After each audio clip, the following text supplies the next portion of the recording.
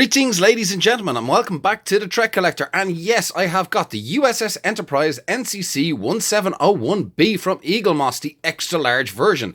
So, standard XL packaging. I don't really think I need to really go through the box as much as I do anymore. We shall give it a little quick open.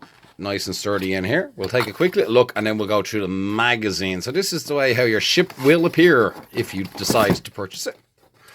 And that's her in her box in all her splendid glory. She is actually looking good and much better.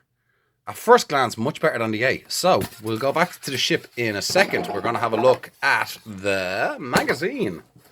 We'll be trashing up the place. So, we'll put the magazine the right way around.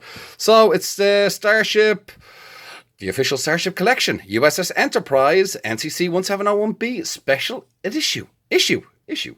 Excelsior class, launched 2293, length 467 meters and 32 decks. Yes. So again, with the magazine, unfortunately, if you're only getting the XLs, this does not cover the ship, which is a drawback with the XL magazines, I do have to say. This is all about Generations, unfortunately. She first appears in Star Trek Generations. She is Excelsior class, designed by Bill George, John Eves, and Herman Zimmerman. And Captain John Herman. Now, John Eves, as we all know, is working on Star Trek Discovery. So he's doing a lot of ships. And John Eves has been working on Star Trek for quite a long time now. So, A Tale of Two Captains. Lovely data. Picard going through a hard time. So the new series, the Jean-Luc Picard show, like this is one of the things, if you ever follow the Nerd Escape with myself and the Irish Trekkie, we're going to be kind of keeping a close eye on this up-and-coming Picard series, but this is part of the hard time where he finds out that his brother and his nephew have died in a fire. So that is kind of like a very hard, heavy experience for Captain Jean-Luc Picard. We've got this lovely, beautiful shot of the Enterprise B in her space dock, and I'm just going to point out one thing with this ship is if we look at the nacelles, they're quite high, and I just kind of notice on the model that they do seem to be low, but I'll go into that when we're covering the model there. The two captains there. I don't know. Was he a great villain? I don't know. It was interesting. I love those two. Lothar Bator. Brilliant. Kind of very upsetting to me that Klingon bird of prey takes down the mighty Galaxy class starship, but I suppose they did have the Enterprise's shields frequency, so they were able to launch torpedoes through. This would be a nice ship to the collection. I would love to see it if Eaglemoss do it. Worf getting promoted, that was quite fun. The crash section of the saucer section of the D, and funny enough, they covered a crashing of the Enterprise D saucer section, which is a bit unusual. Maybe they could have done that with the XL D. And that's just hard cardboard backing for the magazine. Keeping a nice thing. Design and stellar cartography. Very, very interesting. This was a very, very expensive set. And as soon as they actually filmed it, and it was actually only used minutely in the film, it was completely torn apart, which is crazy. But there you go. The life in Hollywood. So there we go. That is the magazine. So without going on any further, let's take a look at the ship. So here she is. The USS Enterprise B. Now, she retails for €64.99. If you're in the UK, she's £49.99. And in the US, she is $74.95. Now, let's get in close and have a look at this ship. So, registry seems really, really nice. Some crisp detailing on here. Seems I'm missing a little bit of grey just right in this part here. We'll just zoom in. So that's a little bit of a letdown. Some kind of Aztec marking. We've kind of got interesting. The thrusters are a kind of gold. I still think they should be yellow, and the phasers seem gold as well. And I do think that should be yellow. But overall, it's kind of better than the lack of detail that was on the A. So we're going to go straight in here, and if we can see now, we're back to misalignment here. So the grey little splots just there have been misaligned, unfortunately. Nice detail in here, but Is that just... Yeah, okay, so looks as though someone got their fingers on a wet model, which is unfortunate, but nice pinstriping there. And we'll go back to the impulse engines here, and we'll just take a look and see how these turned out. And yeah, not bad, not bad, not bad. And we'll go back down along the secondary hull.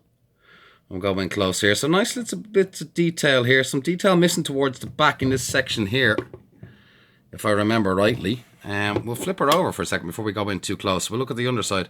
So we've got the Enterprise nice and crisp in there. And again, a bit of detail missing underneath. There should be more colours in there. We've got the blues put on. That seems to be all nice and crisp. Let's take a look at the deflector array. This is always an interesting one here. So if we get in close, there we go. We've got a bit of light in there. Yeah, not bad. Considering it's kind of tricky one to put in. And we'll look at the underside of the ship. And okay, very, very nice. This is a big improvement on the A, which wouldn't really be too hard to do. Now, I'm going to go close in on the windows. Now, there is misalignment here, guys. Believe it or not, the camera's not actually showing up, but you'll actually see just above there where you can see white painted windows, and they've missed the marks again, which is kind of annoying. Like, you know, I think at this point they should really just stop this, because the... yeah, just the misalignment is very, very annoying. We're missing a pennant along just underneath the bottom of the nacelles here, if I remember right as well. There should be like red line along there. Again, we're missing the blues around the primary hull at the front, which was missing from the A as well, which is kind of a shame. Try and get in there. But overall, I think it's been a little bit too hard. This model actually looks fantastic. And as we're saying with the nacelles there, if we look, they should be higher. So that's a little irritating, which is unfortunate. But overall, this is a big improvement. Let's take a look and see. We've got metal. Okay, so that's plastic here. So plastic top part on the secondary hull. Bottom part is all metal. Plastic at the back here. The nacelles are plastic, and the attachments. Primary hull, all metal, and the bottom part of the primary hull. So this under section here is plastic, and that's metal. There is actually a great healthy weight to this model. She is really, really, really, really nice. 27 centimeters long. Wow. So hang on, I'm going to pause it now for a second, and what we'll put her on her stand. So here she is in all her glory on her stand. Really shame about the missing blue bands on this part of the saucer section. But you know what? I think this is a much better job. I like the, if you can see with the light and the glow with the nacelles, and they kind of have this transparent blue up on the top as well. Let's have a look at the lettering here. Okay, nice and neat. United Federation of Planets. I wonder, are we missing the Federation logo there? I'm not too sure. It's been a while since I've seen the ship, but we are missing some detail. But look, to be honest with you, I'm well impressed with this. This is like nice and heavy, good sturdy model, sits well on her stand, and you know what? I think this is going to be a fine addition to the XL collection. So guys, that is my review of the Enterprise B. Leave a note or comments. What did you think of the ship? If you have it, are you going to buy it? And what was your favourite moments seeing the ship on screen? Until next time, guys, live long and prosper. Slán go fóill, Iarrthóir, and take care, guys.